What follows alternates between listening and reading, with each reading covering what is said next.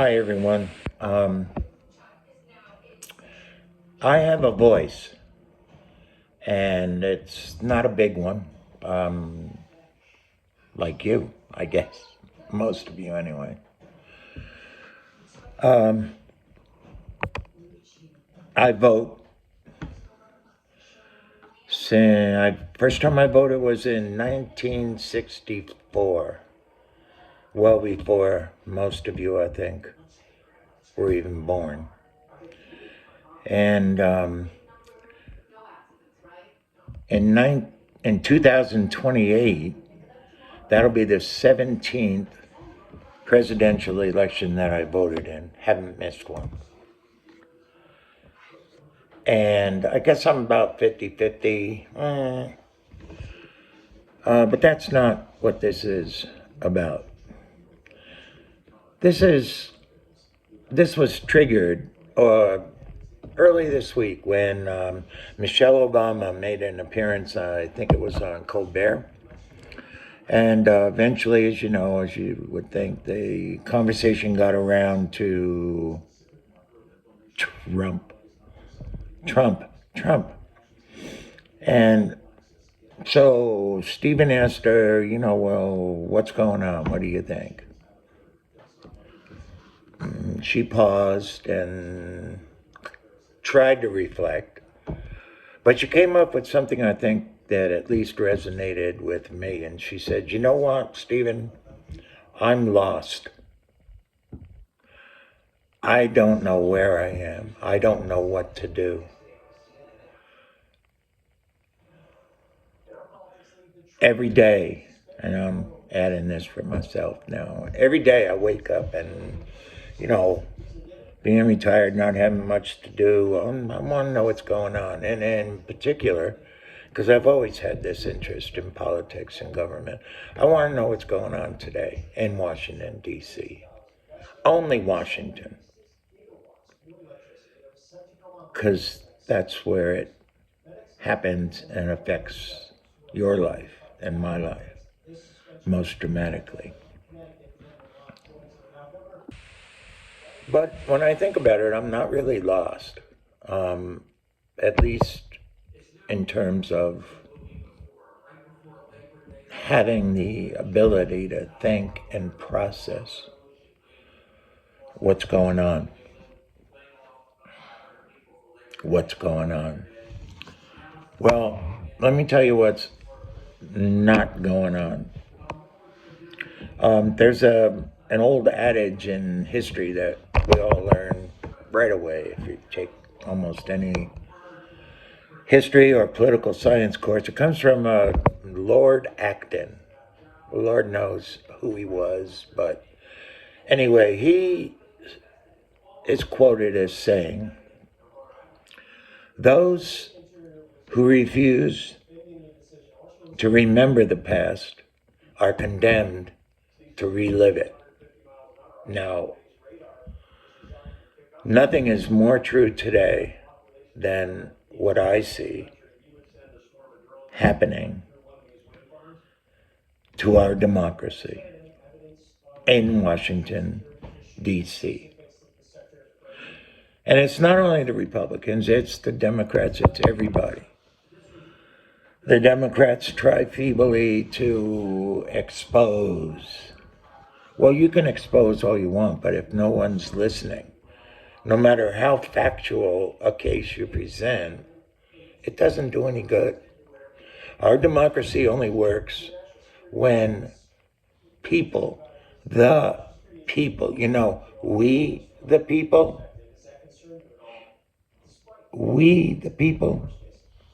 yeah, it only works when the people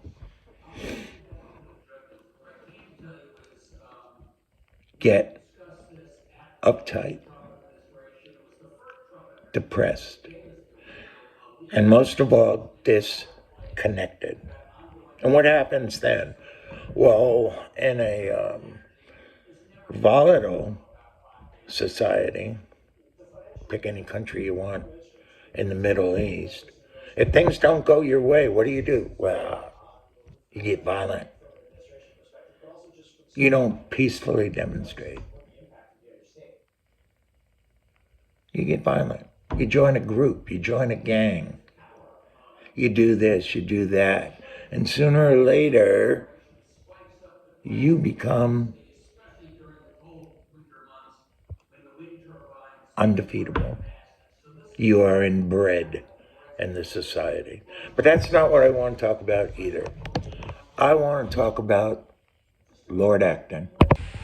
One of the most dramatic events it was dramatic, event that occurred in my lifetime, happened very quickly when I was in my early 20s and mid 20s.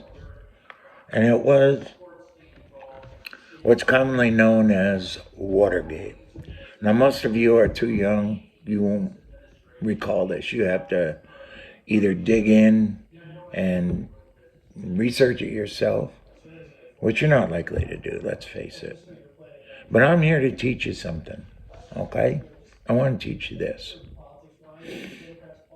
Anytime a person, a group, an administration tries a cover-up, it fails. Always, it fails.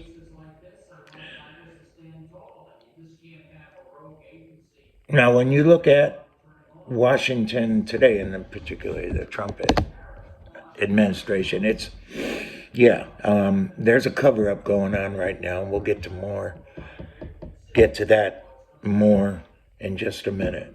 But I want to trace back to Lord Acton, because there are people today in Washington, from the very top down, who refuse to remember the past. And they, therefore, are condemned to relive it. Now, if you go back to Watergate, it was a different time.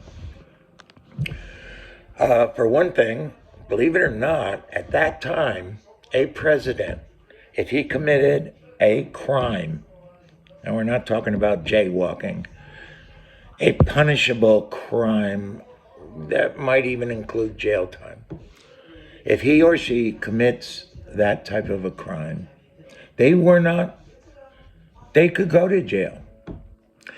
And in fact, during Watergate, as we'll see, many of the top level officials in the Nixon administration did go directly to jail. They didn't pass go.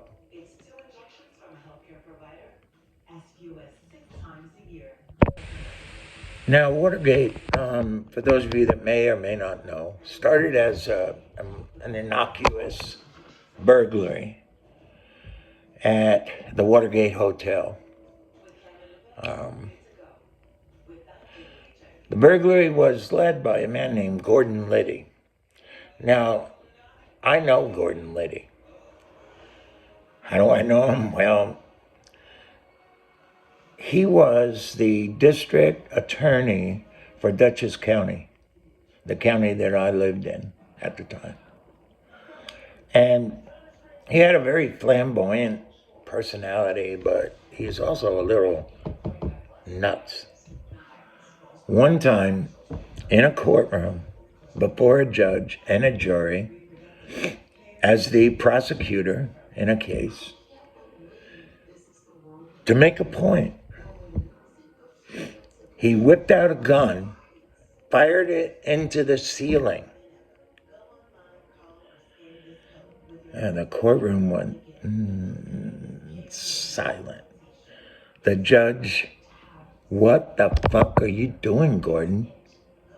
"Oh, it was only a blank." Well, anyway, he was one of the so-called burglars. And to make part of the long story short, they got caught. And when they got caught, there was a Cuban national who happened to mention to a reporter that he had some notes in his wallet. He takes out his wallet, look at the note, and it's a phone number. It's a phone number that everyone, excuse me, everyone living in Washington knew. It was a phone number, and there was a name attached to it. Well, not a name, but initials, HH. So the reporter took out a list of all the employees at the White House looking for HH, and he found him. It was Howard Hunt, who was also a member of that detail, former, I think he was CIA director or something, I don't know, but another covert nut. So they get caught, and at that moment,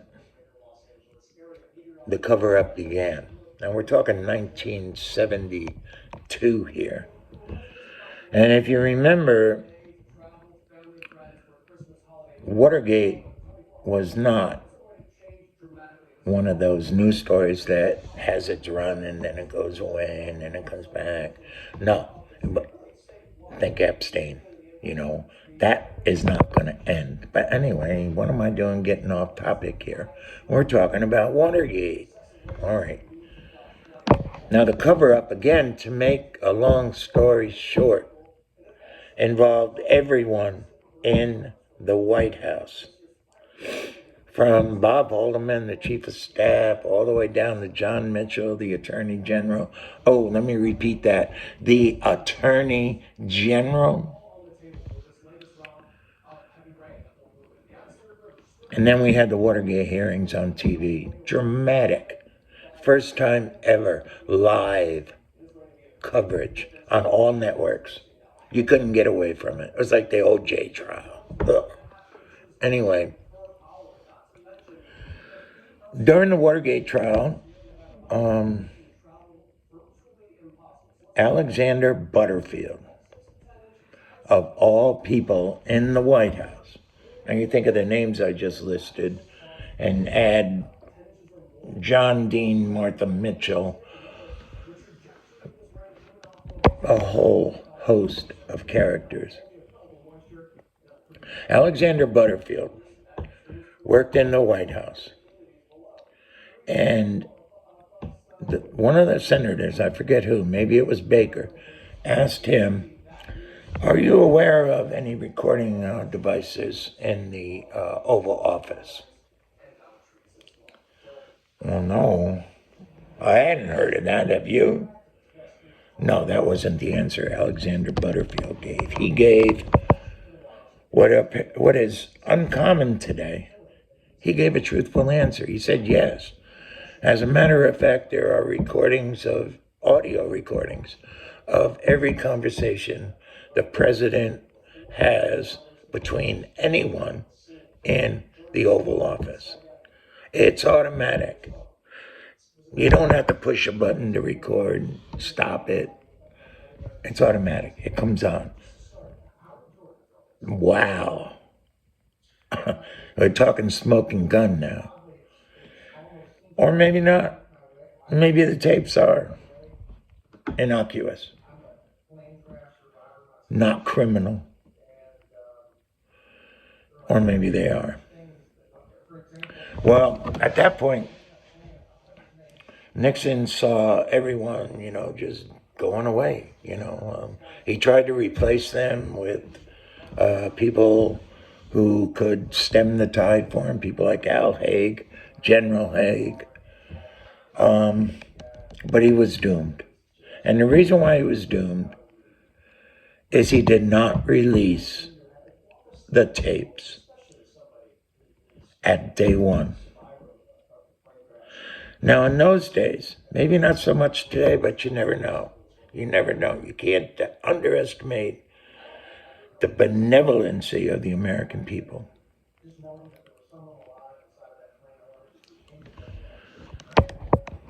But if Nixon had asked the networks for 15 minutes of time. I would bet that and he had gone on TV and he said, "Mea culpa, mea maxima culpa." Yeah, I'm not. I got some problems here, but I need your help. I've gone off the rails a little bit, and I am so sorry for having done that.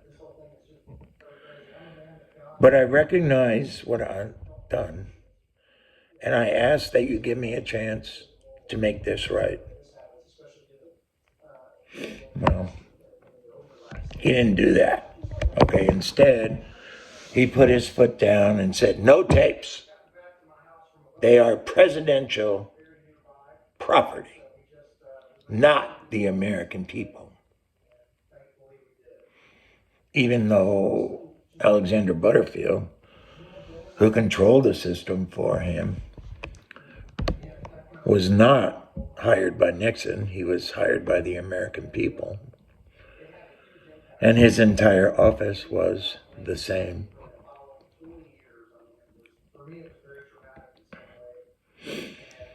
So we have Nixon stalling, and that's basically what a cover-up is all about. Delay, deny. Delay, delay. Deny, delay. Delay. But when there have been actual misdoings, that if people would only listen, they would see the nature of this scurrilous man who occupies the White House. They would see, I see, you see maybe, I don't know. I don't know. But a whole lot of other people have got to start seeing. Now, in the case of Nixon, he stalled and denied and did everything, blah, blah, blah. Until one day, Senator Barry Goldwater from Arizona, the senior member of the American Party at the time, asked for a meeting with Nixon. And this is in August of 1974 now, 2.5 years later. And at that meeting, it was just Goldwater and Nixon. At that meeting, Goldwater said one thing to Nixon. He said, "Mr. President, you have lost your political base. You will be impeached.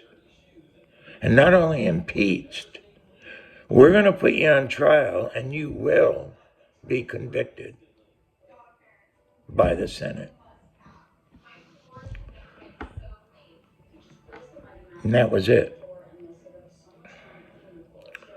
Eventually, the tapes did come out after the Supreme Court had to get involved. Oh, yeah, now imagine our Supreme Court jumping in and telling Donald Trump and his personal lawyers in the Justice Department,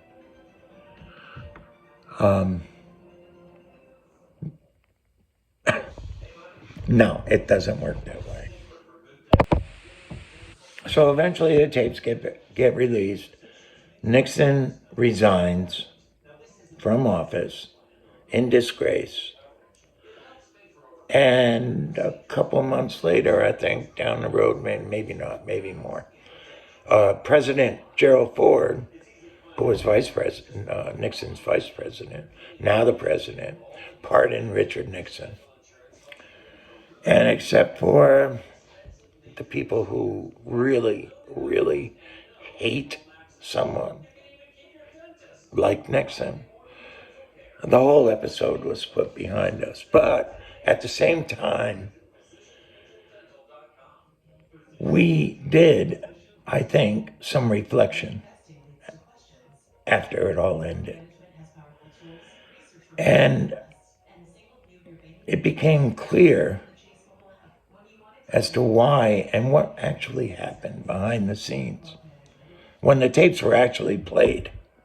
And you could hear Richard Nixon telling John Dean that, yeah, I could raise $1 million.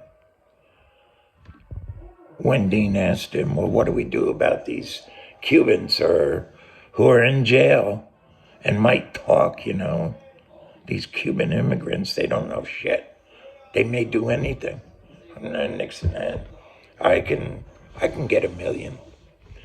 Anyway, now it's time for the important stuff today. Now, I don't remember too much about Trump's first term. I don't know.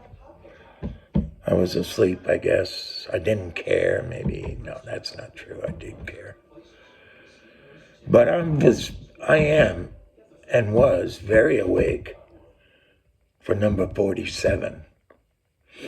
And I can remember, you can remember too, back to the early days of this, with stupid stuff that he started off with. Boom, right out of the box. It's not the Gulf of Mexico, it's the Gulf of America. Oh, tough guy. And, well, we should make Greenland a territory. It should be ours, About Canada? Oh, come on. Without a doubt. They want to be the 51st state. And we should give them the opportunity. Oh, jeez. Well, all this stuff was stupid. It's like a child. So I dismissed it. I imagine you did too. But now we're seeing the real stuff from King Donald. The real stuff. We're seeing the East Wing of the White House demolished. It's in rubble.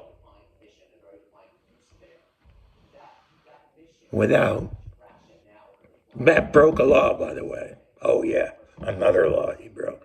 No, this is a law that's important. And we shouldn't let it go. Congress has to approve renovations of this type before they're even started. But this one, what are you going to do now? And then it, went on the $400 billion jet. That was a gift. Not minding the fact that any gift over, $10 or something, has to be recorded by a president or the first lady when they're in office in the White House. Never mind. It's a gift. $400 billion. Well, it turns out not to be a gift. Trump lied to us. What's he care? Well, what he cares is that it's going to cost that much and more to deassemble the entire jet. Why? For security reasons.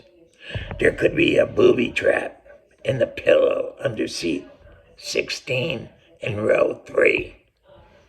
And if there is, hell, we gotta find that. Can't have the president flying around in a plane that's gonna explode.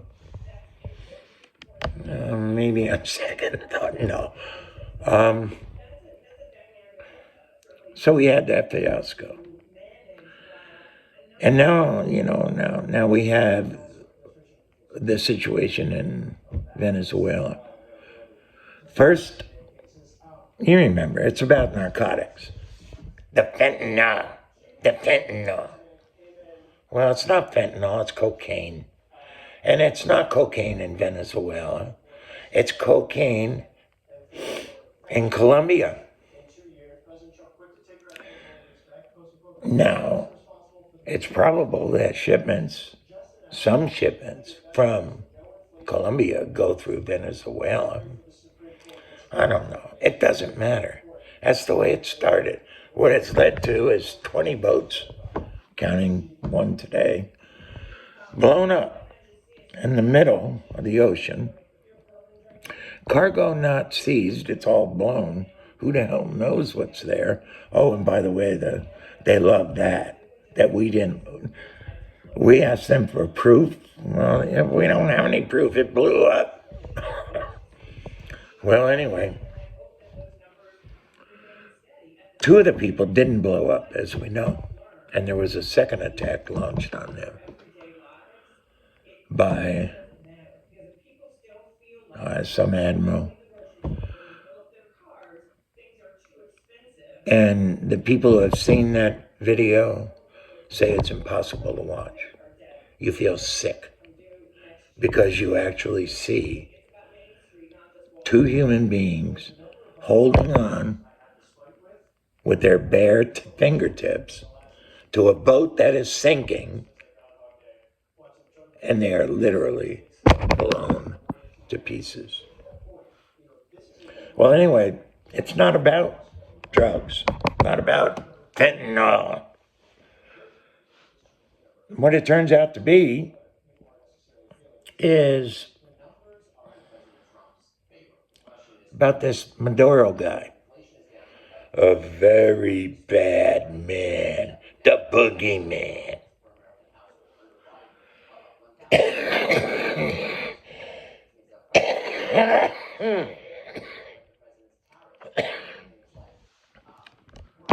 You get me all choked up here.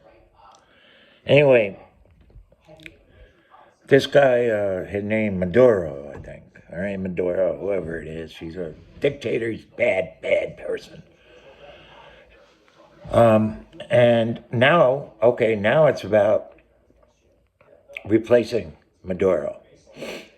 Susie Wild, in the Vanity Fair article that caused all the commotion, did admit that the main objective in Venezuela is getting rid of Maduro. That's what Trump has ordered, and that's what he wants. But as it turns out, it's not about that either. It's about, guess what? Why did we go into Iraq? Oh, there were these weapons of mass destruction. Well, no, there were none. As it turned out, as we know, it's about the oil. And bless your heart, in Venezuela, that's what it's really all about.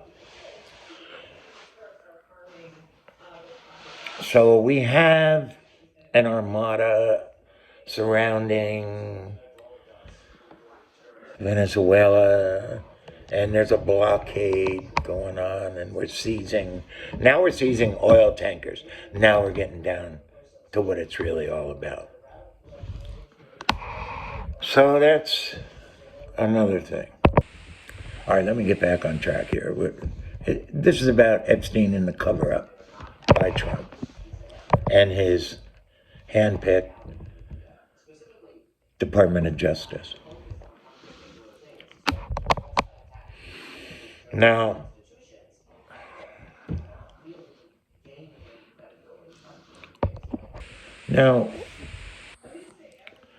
let's remember, or maybe you didn't even know, Donald J. Trump has complete immunity from prosecution for any federal law during his time of office.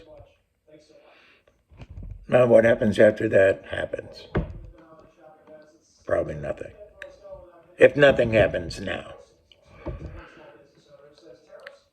So what this means is that whatever he does with regards to Jeffrey Epstein and all those files, he might be burning them in his fireplace. We don't know. It's far out. But remember, Richard Nixon did try to alter the tape from June 21st, 1973. when the cover-up went to pieces.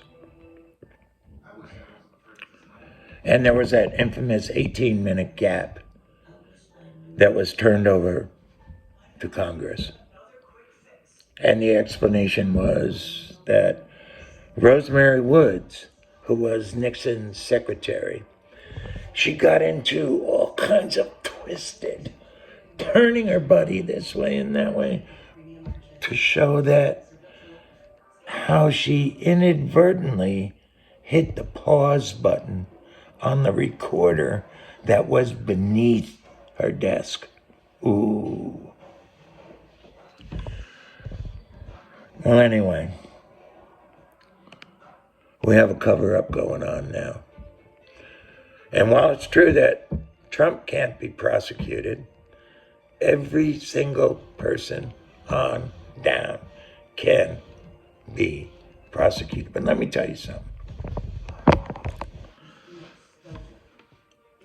The law, the so-called, what do they call it, the Transparency Act, the law that was passed by Congress overwhelmingly, in the House of Representatives, it passed 434 to 1. And it whizzed through the Senate unanimously. And that's the one that everybody's talking about. Supposed to release all the files by last Friday. Well, it didn't happen. Now, if it was you or I, we would make a call and say, hey, look, I'm having a tough time here. I got guys working 16, 18-hour days trying to go through all the documents so I can release them for you on Friday. But I can't do it. I need an extension. What I can do is I can release 50,000 pages. We've done that. We'll get them out to you by Friday. But beyond that, I need an extension. Well, we would have done that. And Congress being what it is, especially controlled again by Republicans, would probably have said, hey, no problem. We recognize the good faith. Let's carry on. But here's the problem. Because now we're looking for ways to uncover who's doing the lying, who's doing the trying, who's doing the dying. Because some folks are dying. Enter Kash Patel. Trump already threw him under the bus because he perjured himself. He perjured himself during grand jury testimony from before he was with the FBI, but so what? So he's cooked. And then we have Pam Bondi. What's her crime? Well, you know what? She did commit a crime. She stood up during a hearing at which she was the principal person who had been subpoenaed by Congress to appear before the committee that day. And during you should watch it. I mean, it's hilarious. On YouTube. YouTube is great. YouTube tells you everything. But anyway, during a meeting in which got very contentious, especially during questions from Adam Schiff, a lovely man. I love you, Alan, Mr. Schiff. Anyway, during the testimony, she just got up and said, I'm leaving. That's it. I'm done. Well, you can't do that.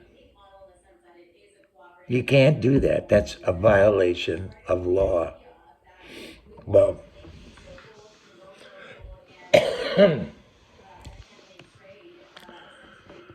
the reason she said it, she's walking out, by the way, is that there's a committee meeting at which I'm supposed to give testimony. And I had to leave. Bye. Well, as it turned out, the meeting that she was supposed to go to had been canceled earlier in the day. Oops. Oops. But no, it didn't matter. But anyway, she's going to have to go. But here's the problem with the law that Congress is using. It has no teeth. It has no teeth. Now, normally when you pass a law, you attach to it punishment. If you violate this law, X, Y, and Z is going to happen. Okay? You're going to be punished. You're going to have to pay a fine. And you're going to have to spend some time in jail. Or not. We'll give you probation so you can do it again. And then I'll see you in a few weeks. All right, but anyway, that's not what this is about. So it's about the law having no teeth. I mean, if they hold, as they want to do, Pam Bondi, Secretary Bondi, in contempt, they can do that, but they have to do it within the contempt laws, which is, I don't know, forget all that. What it's about is this. We're trying to dig ourselves out of a hole here. Well, I mean, the White House is, and that's quite obvious. They got a bigger hole to dig out. And who knows? They just might do it. Deny, delay, delay, delay, deny, deny, delay. You know, that's the beat we march to. What I think we should do, and it's not, I haven't heard it expressed before, so it's probably wrong. But anyway, I'm going to throw it out there because of the idiot that I am. So here's what I think we should do. Stop going after people for criminal prosecution. Stop it. There's a 5-year statute of limitation on this law, which means that it's going to extend to 2030. So anything that can be done criminally can be done later. The quicker way, and I believe the wiser way to go after these assholes, is to go after them civilly. Civilly. Go after what they don't want to give up. Their money. Yeah. Do what Trump did. File some idiotic suit against the BBC in England and for $450 billion or some ridiculous amount, which got laughed at by everyone, including the British. But anyway, you know, go after them, and instead of going after Pam Bondi for contempt, go after her because she's a liar and a bad person who has, by her decision as Secretary for the Department of Justice, made decisions. Now I'm talking about the victims here, the ones who have already come out, and probably, I suspect, even more who would come out if some of this took place. But anyway, a civil suit. Hit them where they hurt. Hit them right in the balls. Their money. That's right. Take their money away from them. file a civil suit for $287 billion. And over here, another person files another suit, and this one for $472 billion. And we keep getting 1, 2, 3, 4, 5, 6. Get that knockout punch. It gets up to almost $1 trillion real quick. What's $1 trillion? It's 1,000 billion. So if you're suing someone for $500 billion, $500 million, no, $500 billion. I'm as bad as math as Trump is. Oh, that's a whole nother story. We'll get to that another time. But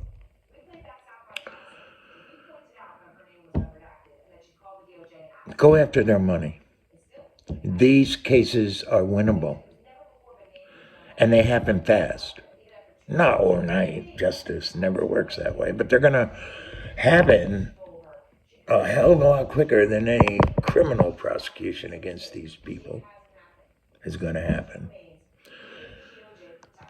So that's what I think. And I don't know what you think. I would love to know what you think. I would love to sit down with 2 of my grandchildren, Max and Anna, who are both in their first year of college now. Anna's at Wisconsin, University of Wisconsin, and Max is in Vermont University.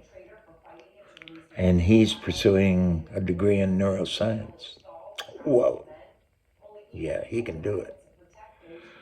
But I would like to sit down with them because, again, I think perspective is so important. If you only look at things that are happening today, what do you have? You have to go back and you have to remember and relive. Literally. No, not literally. The events that have occurred during your lifetime. And for you, 18, 19 years old, your perspective is so limited. And so that's what, and then when you go to individuals who do not have a college degree, we're talking about the main content of Trump's political base. These people don't have a college education.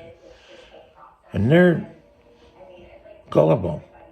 As I imagine, people who are 18 or 19 years old today are gullible. Hell, I was gullible until I was, God, I don't know, until I became a man.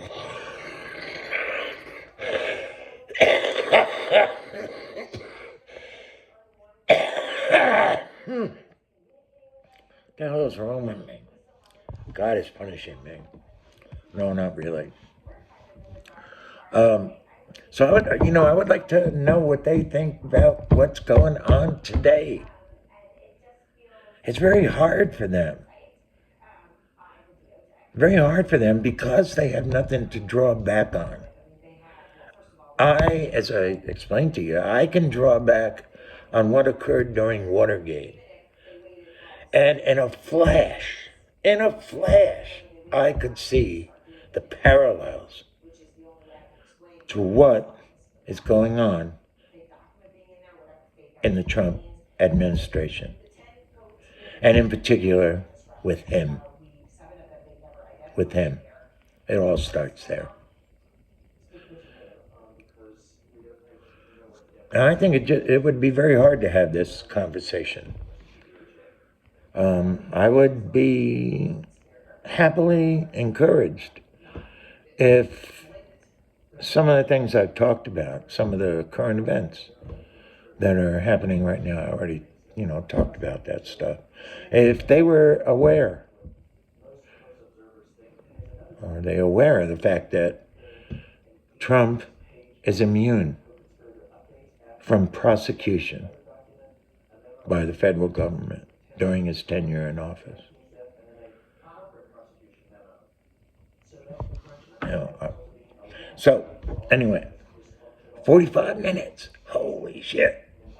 We had a good time though. Yeah, we did. All right.